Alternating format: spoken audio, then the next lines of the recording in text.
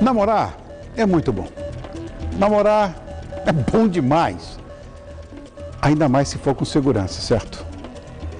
Ainda que um filho seja uma benção, é complicado demais ser surpreendido por uma gravidez não planejada. Você já pensou? Sua vida mudaria 360 graus, loucura. Mas quais seriam as principais causas desses, digamos, deslizes? Vamos descobrir e aprender quais os métodos mais adequados para cada tipo de organismo com o ginecologista, obstetra, nosso colaborador, parceiro do nosso programa e meu pessoal amigo, Dr. Domingos Mantelli Borges Filho. Domingos, fiquei muito preocupado com você, aquelas coisas de comadre, tá bom, querido? Tudo jóia, Rony? Fica à vontade. Obrigado. Aquelas coisas de comadre, nós almoçamos juntos e ele foi para Nova York, na hora daquele furacão. Como é que foi lá? Você consegui fugiu, escapar não? um dia antes de lá. Antecipei o voo e consegui fugir. Fiquei preocupado mesmo, viu, Domingos, aquele negócio lá. Mas é engraçado que lá ninguém fala do problema. Não, todo mundo descobriu em cima da hora, sem querer. Meu Deus do céu. Mas graças a Deus deu tudo certo. Bom, nós estamos aqui, Domingos, falar de uma gravidez não planejada que pode ser decorrente de muitos fatores, além da falta de proteção na hora do sexo. No Brasil, na sua visão de médico dessa área, qual é a principal causa? Falta de informação. Falta de informação. O governo ele fornece tudo para a população, tanto o preservativo quanto o anticoncepcional, a colocação do DIU, né, o dispositivo intrauterino. Só que muitas vezes a mulher recebe a cartela de anticoncepcional e não sabe como utilizar. Utiliza da maneira errada, às vezes esquece o comprimido, toma 2 no mesmo dia, faz uma confusão danada, tem que fazer a pausa, acaba emendando cartela e aí ele perde aquela eficácia que é um dos melhores métodos contraceptivos, que é o contraceptivo oral combinado, e acaba perdendo toda aquela eficácia por uma falta de entendimento de como utilizar. Até o preservativo. Muitos homens não sabem como colocar o preservativo. Coloca errado, fura, fica aquele ar na ponta, aquilo estoura e acaba tendo uma gravidez aí não desejada. Bom, a consequência de uma gravidez não desejada, principalmente no caso de adolescentes, que eu acho um negócio mais sério, é o desenvolvimento de doenças, que eu acho que prejudicam tanto a mãe quanto o bebê, né? Sim. Devido ao despreparo, né? Não só do corpo, mas da pressão psicológica. Deve ser uma coisa terrível. Existe um monte de doenças que eu sei. Umas mais comuns e outras nem tanto. Quais são as mais comuns? Eu acho que o principal aí, que nem você mesmo citou, a parte psicológica é muito importante. Né? Uma gestante que não estava esperando, principalmente uma adolescente que não estava esperando uma gestação naquele momento da vida, acaba conturbando a vida dela inteira. Aquilo gera muitas vezes quadros depressivos e isso é muito perigoso e traz muitos problemas para o bebê, isso até quando ele já estiver na vida adulta dele. Então hoje nós sabemos que o estresse prolongado durante a gestação acaba sendo responsável por um aumento de quase 4 vezes mais a chance dessa criança na vida adulta ter um quadro, por exemplo, de esquizofrenia. O quê? Quadros depressivos. E não só isso pelo estresse materno, simplesmente pelo estresse. E fora que ela pode ter uma psicose puerperal, uma coisa... Sim, sem sombra de dúvidas. E o bebê também em quadros psicóticos, olha, não sabia por conta disso. do que a mãe sentiu. Fora que uma gestação não programada, aquela que a mãe não aceita, aquela gravidez, muitas vezes o organismo, como um mecanismo inconsciente de querer pôr aquela gravidez para fora, acaba tendo sangramentos genitais, acaba tendo vômitos e náuseas, como sendo um mecanismo inconsciente de querer pôr essa gravidez para fora. Então, uma gravidez muito mais conturbada, a mulher muitas vezes, pelo quadro depressivo, acaba tendo uma compulsão alimentar, come demais, engorda demais, ou seja, o risco de um diabetes gestacional, o risco dessa criança na vida adulta ser diabética, porque vai aumentar a sensibilidade dela à insulina, esse bebê vai produzir insulina demais, então vai ser um pâncreas que vai estar hiperestimulado. Então, é uma série de consequências drásticas por conta de uma gestação não planejada. Domingos, nós conhecemos vários tipos de contraceptivos, e vários métodos, né? Tem o tal do preservativo, tem o espermicida, tem pílula anticoncepcional, anotei aqui que tem tanta coisa, diafragma. Como é que funciona cada um deles? Você trouxe um monte. E qual é o mais eficaz? Acho que você já falou, né? Eu trouxe alguns métodos aqui para a gente poder demonstrar.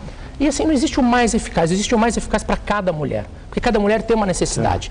Se a gente for pensar em índice de falha, o anticoncepcional oral combinado é um dos melhores que existem. O índice de falha dele é 0,1%. Porém, no uso habitual, a gente percebe que ele tem uma falha de quase 7, 8%. Por quê? Porque ele não é tomado corretamente. O anticoncepcional oral ele deve ser tomado todos os dias, no mesmo horário, para ter eficácia garantida.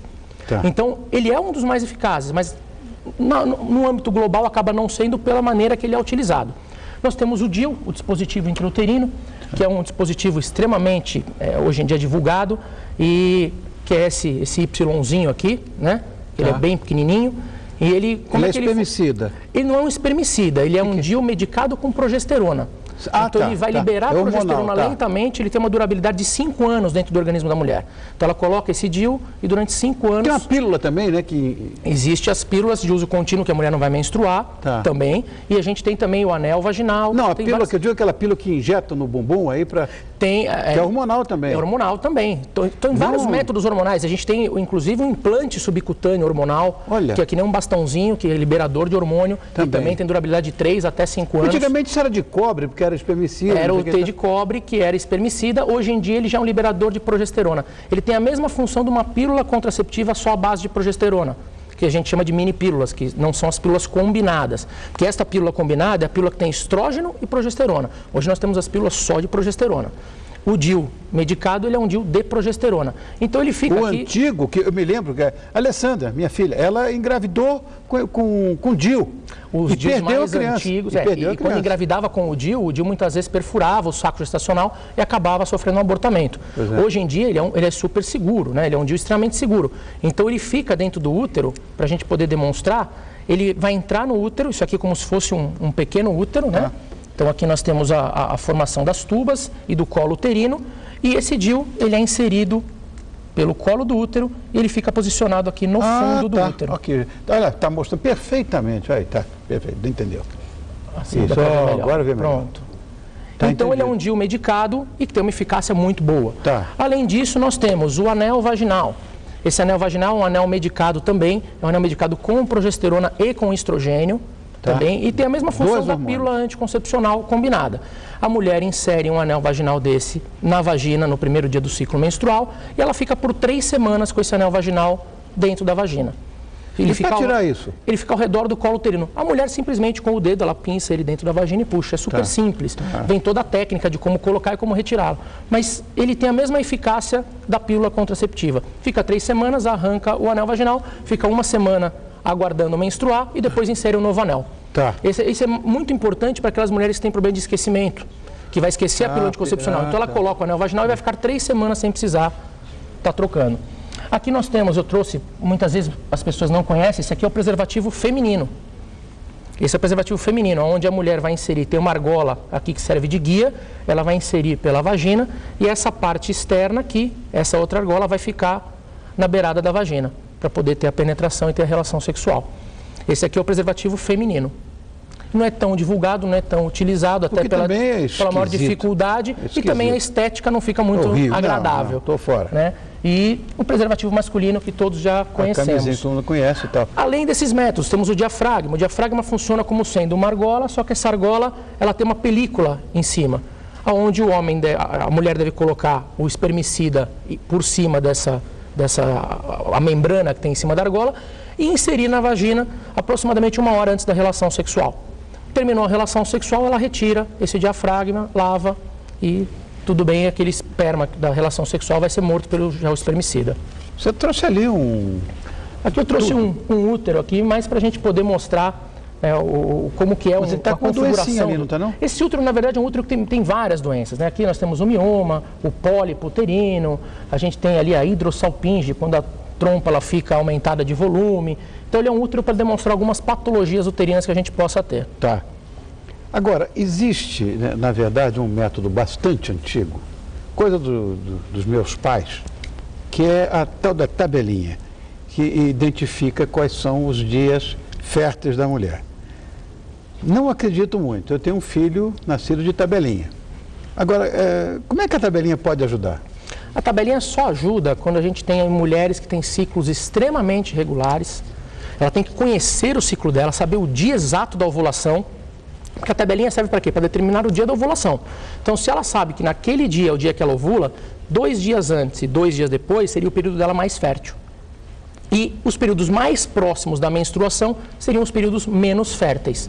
Então ela iria optar por ter relação sexual naquele período menos fértil. Mas, como você mesmo disse, ele é um método muito falho, porque a mulher pode engravidar mesmo no período do início da menstruação, que ela pode ter ovulado e aquele espermatozoide que ficou ali na vagina, ele pode ficar incubado ali, às vezes por 2, 3 dias, aguardando uma maturação para depois fecundar o óvulo. Então é muito comum as mulheres engravidarem por conta da tabelinha, até pela maneira de não saber como utilizar. Mas mesmo quem sabe utilizar, ele também tem um índice de falha muito maior do que os outros métodos contraceptivos. Até porque existe uma outra coisa que eu fiquei sabendo, você me disse uma vez, que muitas vezes a mulher pode ovular 2 vezes no mês. Eu não sabia disso. Ela pode ter uma ovulação dupla. Ela pode ovular no período fértil e automaticamente o ovário dela liberar um novo óvulo alguns dias depois. E ela ter uma outra ovulação. Foi o que aconteceu comigo. Tá aí. O Léo nasceu assim. Acredita? Coisa pois dessa? É, e pois pode é. engravidar, inclusive, acontecendo isso até no período menstrual. Claro. É mais raro, mas pode acontecer. Bom, a gente sabe também que o corpo da mulher varia muito, né? Vamos dizer, uma adolescente, conforme a idade dela, uma adolescente de 10 a 18 anos, ela deve ter uma modificação grande, né?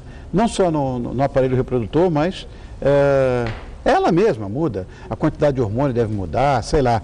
Existe algum método mais indicado para uma adolescente? Porque o que tem hoje de gravidez de adolescente é um absurdo. Muita coisa. Eu acho que o ideal é a informação. Acho que essas adolescentes, elas deveriam ter mais informações a respeito do anticoncepcional oral, que hoje ele é o método contraceptivo mais eficaz e o mais barato, se a gente for para pensar, se usado da maneira correta.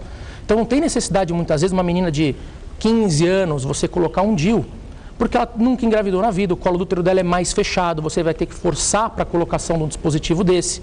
Muitas vezes você pode lesionar o colo do útero, então não é indicado. Para ela tem indicação de um contraceptivo oral ou até de um injetável. A gente tem as injeções mensais e trimestrais que ela pode utilizar se de repente ela tem o problema do esquecimento de tomada da pílula. Tá. Então, para essa menina, eu indicaria um anticoncepcional oral ou injetável de baixa dosagem para não interferir nos hormônios dela. E acho que estaria de bom tamanho. E dos métodos contraceptivos que nós falamos aqui, qual é aquele que deve ser evitado? Quer dizer, é a tabelinha mesmo? A tabelinha. Porque, na verdade, é que tem o maior risco de falha e de gravidez. E outro que também tem que ser muito evitado é o coito interrompido. Aquele onde a mulher e o homem têm a relação sexual e na hora que o homem vai ejacular, ele tira o pênis da vagina e ejacula fora. Só que aquele líquidozinho que sai um pouquinho antes da ejaculação contém espermatozoides, então pode engravidar. Tá. E quando a pessoa chega no extremo da laqueadura, da vasectomia, esses métodos não são reversíveis. Parece que a vasectomia é reversível, né? Na verdade, a laqueadura é mais reversível que a vasectomia. A vasectomia é mais definitiva. Tanto que ela tem... Eu pensei que fosse o contrário. De todos os métodos contraceptivos, a vasectomia é que tem maior eficácia. E ela que menos tem reversibilidade. Já a laqueadura, ela não só tem a reversibilidade, como ela tem uma chance pequena, mas tem de ela reverter sozinha. De haver uma recanalização tubária espontânea. Então, muitas vezes a mulher, eu já peguei vários casos da mulher que é laqueada e 10 anos depois ela engravida. Consegue engravidar e ela era laqueada. Então, se a gente for para pensar, é uma coisa até estranha dizer, mas o contraceptivo oral, se tomado da maneira correta, ele é mais eficiente que uma laqueadura para evitar a gravidez.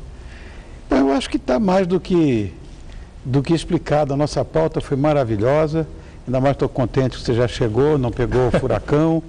Eu quero agradecer muito a sua presença, Domingos, mais uma vez, que é nosso colaborador, meu amigo pessoal, o ginecologista, obstetra, doutor Domingos Mantelli. Obrigado, querido. Obrigado a você, Rony. Eu que agradeço por estar aqui com você mais uma vez. O que tem de Domingos Mantelli nessa família, você não faz ideia. É muita gente. Um beijo em todo mundo em casa. Eu que agradeço. Obrigado.